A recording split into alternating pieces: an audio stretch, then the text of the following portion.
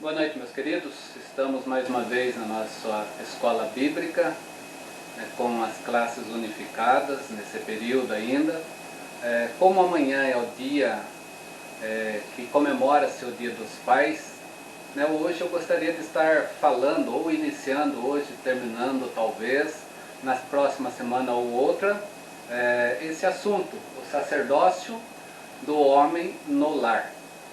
Deus, se olharmos para as Escrituras Sagradas, nós vamos ver que Deus, desde o início, colocou responsabilidades sobre o homem, dele ser o líder espiritual, dele ser o sustentáculo do seu lar, de forma sacerdotal, como sacerdote desde o início.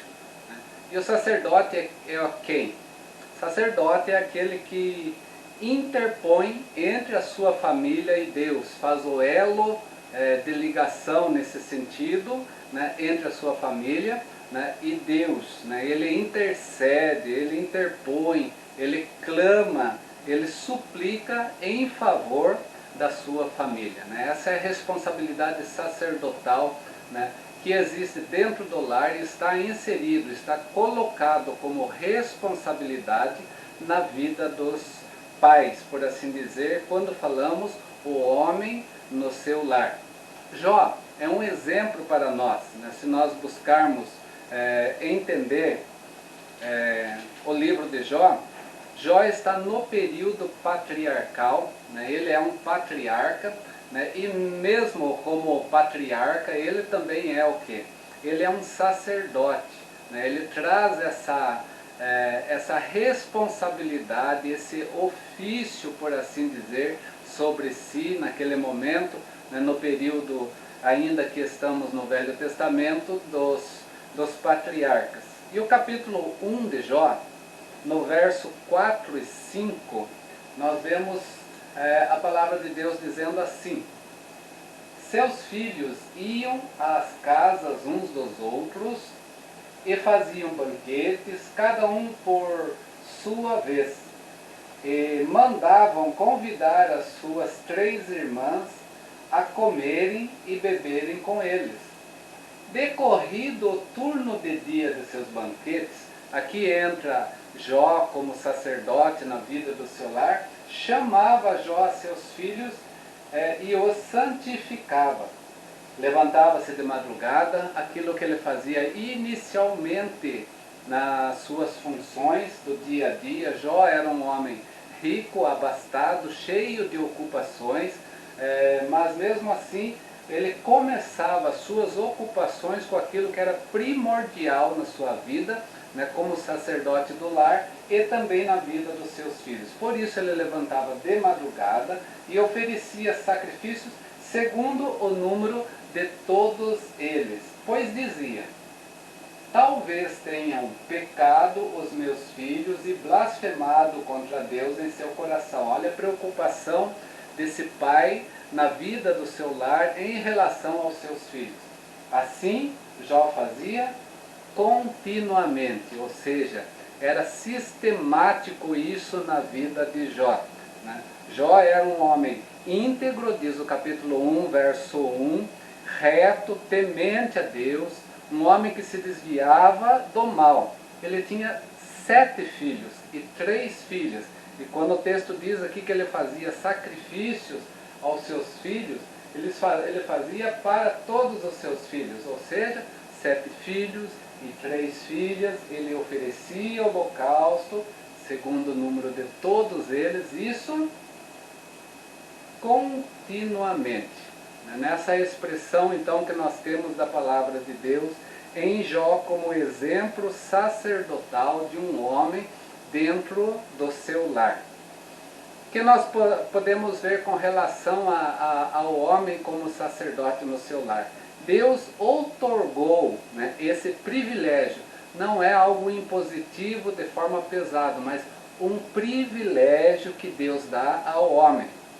Mas é o Senhor que exige prestação de contas quanto ao que está acontecendo espiritualmente com a vida do lar.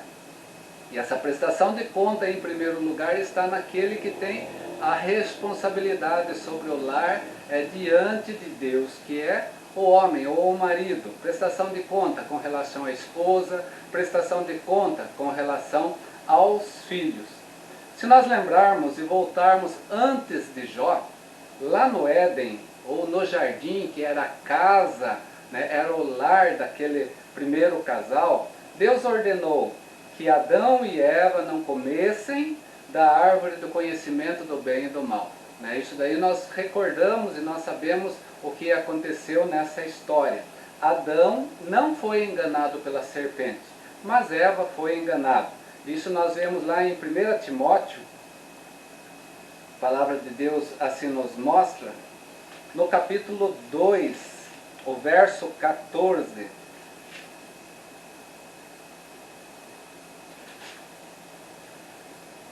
E Adão não foi iludido, mas a mulher, sendo enganada, caiu em transgressão. Né? Paulo escrevendo a Timóteo, e Paulo está num contexto de culto, irmãos. É bom nós entendermos isso, né? Porque num contexto de culto, Paulo vai falar essa expressão inicial lá de Gênesis. Por quê? Aonde nasce a igreja? Aonde nasce o culto? O culto começa dentro do lar. Né? O culto não começa lá no templo. O culto começa dentro do lar, onde o marido é o sacerdote, na vida da sua esposa, na vida dos seus filhos. Eva foi enganada pela serpente. E quando Eva foi enganada pela serpente, Deus vai no lar, à procura desse casal, lá no jardim, porque lá era o lar deles. Né? Ali Deus quer começar a conversa com eles, não é em outro lugar, porque ali é que era o local deles estarem inicialmente na presença de Deus. Né? Nós vamos ver que Deus não chamou Eva. Né? Conforme diz aqui, quem foi enganada foi Eva. Deus poderia procurar Eva e conversar com Eva. Mas Deus chamou Adão. E chamou Adão para quê? Para um acerto de contas do que tinha acontecido na vida do seu lar em relação, né, àquele momento aonde Eva então foi, né, diz o texto aqui, enganada e caíram ambos em transgressão. Né? Vê o texto da palavra de Deus, né, quando nós temos Gênesis 3, verso 9 a 11. E chamou o Senhor Deus ao homem e lhe perguntou. Adão quer dizer homem, ou ser humano. Deus chamou Adão e perguntou, onde estás? Por quê? A quem deveria prestar contas? A Deus. Quem era o sacerdote do lar ali? Quem era aquele que levava todas as suas expressões de louvor, adoração, compromisso, comprometimento com Deus? Era o homem, era a responsabilidade, privilégio que ele tinha também. Né? Então Deus pergunta para ele, onde estás? E ele respondeu, ouvi a tua voz no jardim, ou ouvi a tua voz em casa, né? Porque é ali no jardim que eles estão, e porque estava nu, tive medo e me escondi. Ele estava dentro da sua casa, ele tinha o que? Total intimidade dentro da sua casa. Né? Mas o sentido de estar nu aqui é justamente o quê? Ele não exerceu a sua função como deveria dentro do seu lar. Me escondi. Perguntou-lhe Deus, quem te fez saber que estavas nu? Comeste da árvore que te ordenei. Ordenou a quem? A ordem passou ao homem. Por isso Deus vai conversar com o homem. Te ordenei que não comesse. Né? Olhando para esse texto, nós vamos ver aqui que é nossa responsabilidade, né, maridos, homens, né, e não da nossa esposa, mais do que vemos hoje. Né? Essa responsabilidade precisa estar de volta, inserido nesse contexto, né, que Deus coloca sobre nossas vidas. Né? Nós estamos no Dia dos Pais, maridos, sacerdotes do lar. Né? Essa é a nossa responsabilidade, não de nossa esposa. Né? Mas o que mais nós vemos hoje são homens renegando a sua responsabilidade e jogando acima da sua esposa esse papel sacerdotal. Observando a Bíblia, nós vamos ver que o Senhor não chamou em lugar algum da Bíblia nós encontramos algo afirmativo que Deus chamou. Mas encontramos sim que Deus não chamou a mulher para ser sacerdotisa, mas é o homem que deve exercer esse papel de sacerdote. Sacerdotisa, meus queridos, nós vamos encontrar nas religiões pagãs, não dentro da palavra de Deus e não no contexto das Escrituras Sagradas. Olhando para isso, num contexto social, diante da sociedade, o homem é que tem a responsabilidade de representar o seu lar, não a esposa. Né? É o que deve observar quando se muda o sobrenome da esposa, passando a usar o quê? O nome da família do marido. Né? Ele assume esse papel agora de representá-la, de cuidar dela, de proteger ela e proteger também os seus filhos. Né? Mas isso ele deve estabelecer então prioridades na sua vida para fazer essas questões. Quais as prioridades como sacerdote do lar? Entendamos, né? Não vamos pegar aquele jargão político que o Brasil instituiu para eleger o seu presidente. Primeira questão: Deus antes de tudo, Deus antes de todos, porque Deus está acima de tudo e Deus está acima de todos. Prioridade como sacerdote no lar: Deus antes de tudo na sua vida e Deus antes de todos também na sua vida. Depois, segundo, a família antes da profissão. É certo que é o homem que deve sustentar a sua família, sim, é dever do homem também estar dando a provisão dentro do seu lar, sim, mas a família em primeiro lugar, né, antes da sua própria profissão. Terceiro, esposa antes de filhos. Os filhos vêm, são herança do Senhor, são a nossa alegria, com certeza, mas antes dos filhos, a esposa. A esposa sempre esteve presente. Não vamos trocar as ordens e ensinar essas ordens aos nossos filhos. Vamos estabelecer as prioridades. Quarto, filhos antes dos amigos. Os amigos vêm bem depois. Primeiro Deus, depois esposa, depois filhos. Primeiro Deus. Vamos lá. Primeiro Deus, depois a família, depois a esposa, depois os filhos e depois os amigos. E em quinto lugar? Por que em quinto lugar a igreja? Porque a igreja vai estar desde o princípio.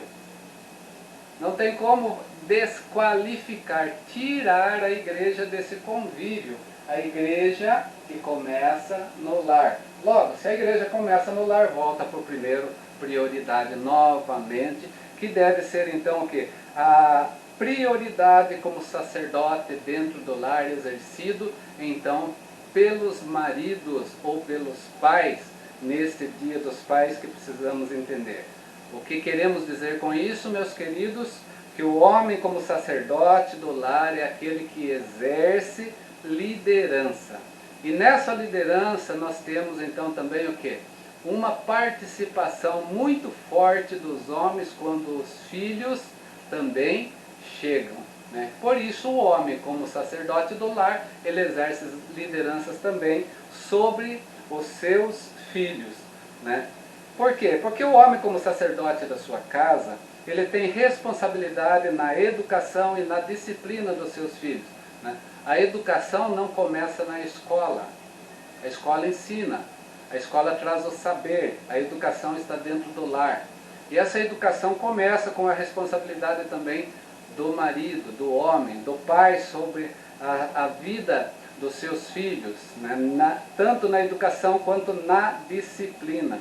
Nenhum sucesso profissional, nenhum sucesso ministerial vai justificar o quê?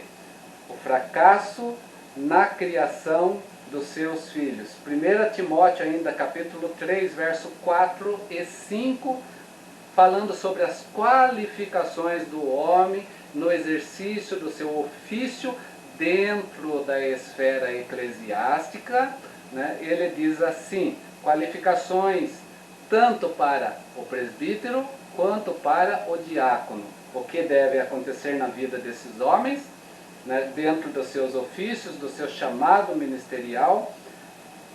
Verso 4 e 5 de 1 Timóteo 3, e que governe bem a própria casa, que exerça o sacerdócio dentro do seu lar como convém, criando os filhos sob disciplina com todo respeito.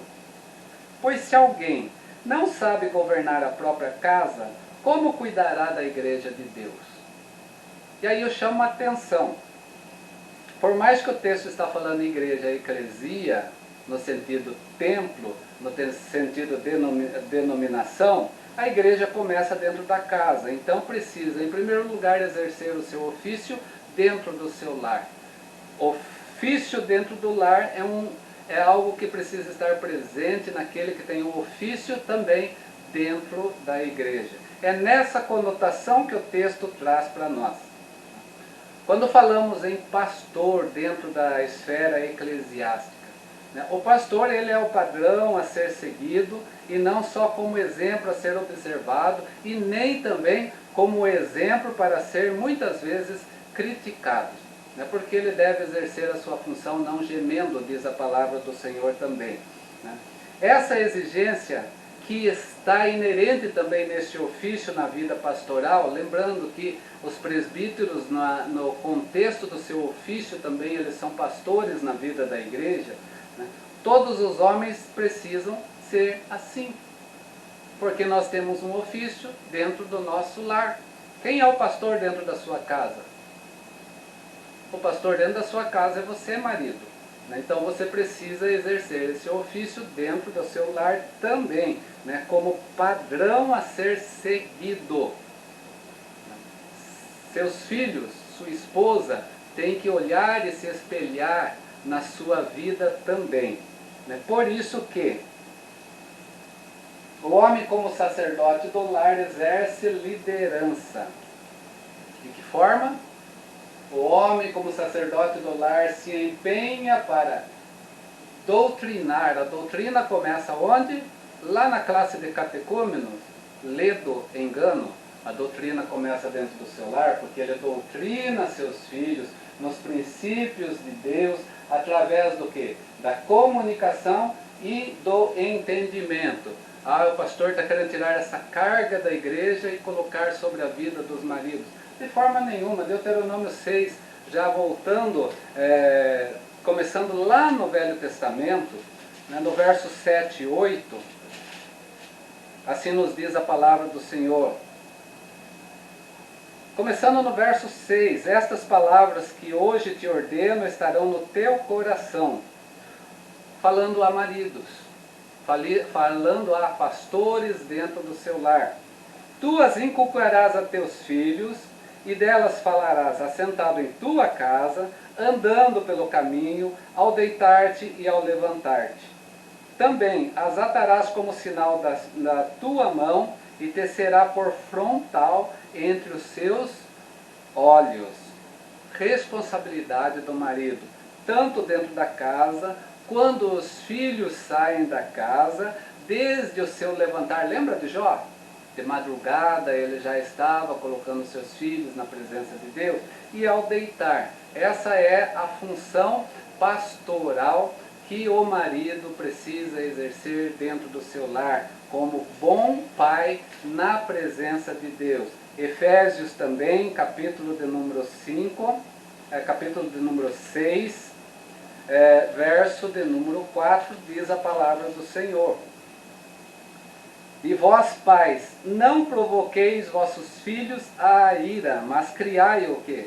Na disciplina, doutrina, seus filhos nos princípios de Deus. Na disciplina e na admoestação do Senhor. Disciplinar aqui é deixar, fazer os filhos serem disciplinados na palavra de Deus, serem exemplos na palavra de Deus.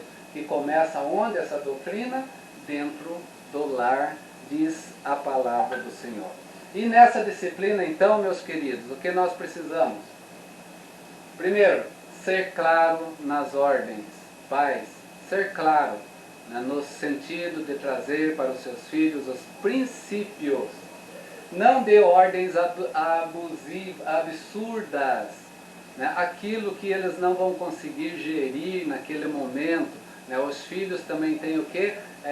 Fases nas suas vidas. Vamos olhar para as fases da vida dos nossos filhos e saber também dar responsabilidades a eles dentro dos seus limites também. Admoestar, conforme o texto de Efésios 6, significa advertir, avisar, lembrar, convencer. De que forma? Pela argumentação consistente e sábia. Aonde nós vamos achar sabedoria? Nas Escrituras Sagradas. Logo, o marido ou o pai, né, que zela pela vida dos seus filhos precisa do quê? Precisa de sabedoria divina sobre si nesse exercício. Continuando, o homem como sacerdote do lar disciplina os seus filhos com sabedoria e amor, então usando o quê? A vara da correção. 2 textos da palavra de Deus que esses tempos estava bem em voga aí na mídia em relação à questão da vara, e nós vamos entender hoje esse texto de uma forma muito mais presente naquilo que é Escrituras Sagradas. Provérbios capítulo 13, o verso 24. O que retém a vara aborrece a seu filho. Reter a vara é trazer aborrecimento ao seu filho. Mas o que o ama, o pai que ama seu filho, cedo o disciplina, cedo coloca disciplina sobre sua vida. Continua, capítulo 22, então, no verso de número 15.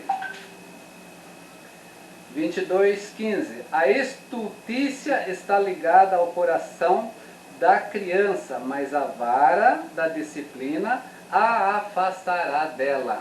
O texto é bem claro falando o quê? Que a vara da disciplina afastará a estultícia da vida dos nossos filhos. Vara da correção. Quero quebrar um paradigma aqui com relação à vara. O que é a vara? Se nós olharmos para as Escrituras Sagradas, nós precisamos entender algumas questões antes de nós pegarmos um galho de uma árvore e querer pegar esse texto e jogar literalmente sobre a vida dos seus filhos. Quando nós vamos ver o profeta Ezequiel tendo as suas revelações, na vida dos profetas, Deus manda pegar a vara para medir. Vara tem sentido de medir. Não é correção física nesse quesito, como muitos pensam em primeiro lugar, mas muito mais impor limites. Vara é para medir, impor limite na vida dos nossos filhos. Por isso que a vara na Bíblia tem esse sentido de medida, de medir, de limites que precisamos olhar, né? O uso da vara deve ser adequado à idade cronológica e à idade mental também da criança. Esse é o sentido de pôr limites, de medir na vida dos seus filhos, respeitando. Por isso que o pai respeita o seu filho, não põe ele à ira nesse sentido, né? Aconselhar-se a partir de certas idades, né? Qual a forma que eu vou trabalhar na vida dos meus filhos? Com diálogo, né? E trazendo o que? Limites, castigo nesse sentido de limites, como forma de perder privilégios, né? naquele momento. Vara de medir é isso. É isso que nós precisamos entender, vara no contexto. Não use a vara quando você estiver irado, porque irado você não vai saber de fato entender quais os limites para aquele momento. Dê um tempo suficiente para acalmar, para ponderar, mas nunca deixar de corrigir, de impor limites. Use a vara nesse sentido. Não use a vara como meio de descarregar mágoas e feridas não curadas na sua formação. Né? Ou seja, me irei com o meu filho, boto ele de castigo e ele nem sabe o motivo real desse castigo. Isso não é vara. Isso é insensatez da vida do sacerdote no lar. Né? A vara precisa ter medidas. E essas medidas precisam ser compreendidas na vida dos nossos filhos. Use com medida de bom senso. Por isso que a vara começa em nós, maridos, em nós, pais. O bom senso, o respeito. Use dessa forma na imposição dos limites que você vai colocar em determinados momentos na vida dos seus filhos. Na hora da correção, não esqueça de afirmar para o seu filho que você o ama, como Deus o ama também. Né? E corrigir em obediência à palavra de Deus. Qualquer correção fora da palavra de Deus, ela já é uma correção não saudável na vida do lar, como sacerdócio que somos. Preserve a dignidade do seu filho. Não corrija ele em público. Leve-o para um local reservado. Essa é a recomendação também. Preserve, não ponha o seu filho a ir ao texto do capítulo 6 de Efésios. Né? Correção em público, nas Escrituras Sagradas a gente vê só falar em ofício, né? Em oficial, dependendo da situação na sua vida. Né? Isso também Paulo vai escrever nas suas cartas, recomendando também, né, ao jovem Timóteo com relação àqueles que exercem o ofício no sentido de correção também. Essas formas que nós precisamos olhar, né, que o homem precisa saber usar a sabedoria na disciplina do seu filho com amor, usando a vara de medir, trazendo correção na medida correta. Né? Não use a vara no sentido graveto, use a vara no sentido palavra de Deus sobre a vida, impondo limites. É dessa forma que precisamos compreender a luz da palavra de Deus. Que mais? O homem, como sacerdote do seu lar, se empenha na formação de um caráter sadio em seus filhos. Qual é o caráter sadio que nós podemos colocar sobre a vida dos nossos filhos? Nós precisamos voltar às Escrituras Sagradas. Né? A primeira coisa é sermos exemplos. Os maridos, os homens dentro do lar, o sacerdote do lar, ele precisa ser exemplo. 1 Coríntios capítulo 11, verso 1, olha o que Paulo fala em relação a si para a vida também dos homens. Seja meus imitadores como também eu sou de Cristo. Exemplo, caráter de vida cristã, né, que devemos trazer para a vida dos nossos filhos. Por quê? Porque os nossos filhos vão se espelhar em nós, no sacerdócio também. Né? As palavras também têm um grande valor para a construção desse caráter. Né? Voltando para Provérbios capítulo 15, verso de número 4.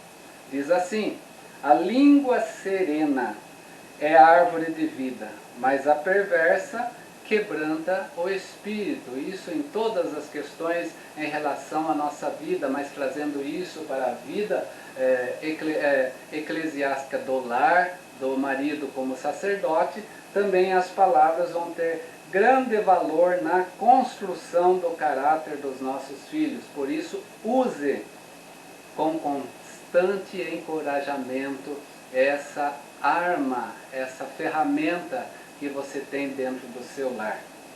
E em terceiro lugar, dedique-se tempo com qualidade também na vida dos seus filhos. Provérbios capítulo 4, verso 3 a 5. Quando eu era filho, em companhia do meu pai, tenro e único diante da minha mãe, então ele me ensinava e me dizia: retenha o teu coração as minhas palavras, guarda os meus mandamentos e vive. Adquire a sabedoria, adquire o entendimento E não te esqueça das palavras da minha boca, e nem delas te aparte. Olha só o exemplo do sacerdote na vida dos seus filhos, dedicando tempo com qualidade, chamando sobre si o quê? A forma de vida que os seus filhos devem levar. Por último, meus queridos, e não muito diferente, demonstre de maneira prática que você ama seu filho. Abrace-o, mostre carinho. Né? Isso pode valer às vezes mais do que 1000 palavras.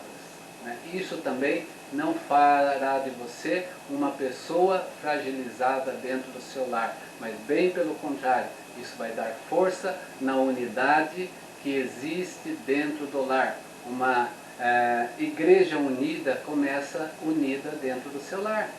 É o reflexo do seu lar que traduz para dentro das 4 paredes de um templo. Por isso, faça isso. Tenha atitude que provam que você valorize o seu filho, que você valoriza o seu filho. Ajude-o a arrumar a bicicleta se quebrou, ajude a construir aí uma pipa, né? Aprecie as tarefas, né, da vida dos seus filhos quando eles trazem do contexto de sala de aula na educação, no ensino, desculpe, porque a educação está dentro do lar, e acompanhe todas as atividades da vida do seu filho. Até aqui eu gostaria de chegar no dia de hoje, né, a vida dos pais, né, nesse dia dos pais que amanhã se comemora, né, trazendo esse privilégio que nós temos de ser na presença de Deus. Semana que vem nós continuamos e vamos falar sobre o princípio da família. Espero que tenham compreendido, né, e se ficou dúvidas ainda sobre isso, pede orientação do Espírito Santo de Deus na sua vida, porque Ele o dá, né, e Ele o dá, né, como lhe apraz, para você ser um excelente sacerdote dentro do seu lar. Parabéns a todos os pais pelo seu dia, parabéns pelo privilégio e responsabilidade que Deus confiou a você, porque se Ele confiou a você é porque Ele sabe que você pode fazê-lo. A você, pai cristão, né, que possa andar, continuar trilhando nos caminhos do Senhor e na palavra do Senhor, né, e fazendo a sua família ser uma igreja saudável dentro do seu lar. Porque se nós tivermos uma igreja saudável dentro do nosso lar, nós teremos menos preocupações dentro das 4 paredes de um templo, porque ali nós vamos ser uma continuidade, né, da vida, do exercício sacerdotal que se iniciou dentro do nosso lar. Que Deus assim nos abençoe. Quero encerrar com um salmo bem conhecido para os pais neste momento, né, que é o salmo de número 128. Bem-aventurado é aquele que teme ao Senhor e anda nos seus caminhos. Do trabalho de suas mãos comerás, feliz serás e tudo te irá bem. Tua esposa no interior da tua casa será como a videira frutífera, teus filhos como rebentos da oliveira à roda da tua mesa. Eis como será abençoado o homem que teme ao Senhor. O Senhor te abençoe desde Sião, para que vejas a prosperidade de Israel durante os dias da sua vida. Vejas os filhos dos teus filhos, paz sobre Israel, paz sobre o seu lar, né, aos pais neste dia também. Que Deus os abençoe. Amanhã, domingo, né, estaremos de volta aqui para aqueles que não vão estar no templo, em culto de adoração ao nosso Deus, porque o culto começa dentro do nosso lar. Né? Precisamos olhar isso diante da visão bíblica da palavra de Deus e não de imposição eclesiástica sobre a vida da igreja. Simplesmente a palavra, pela palavra, dentro do nosso coração, e vivendo na sua prática. Deus assim nos abençoe. Um abraço desse irmão em Cristo Jesus.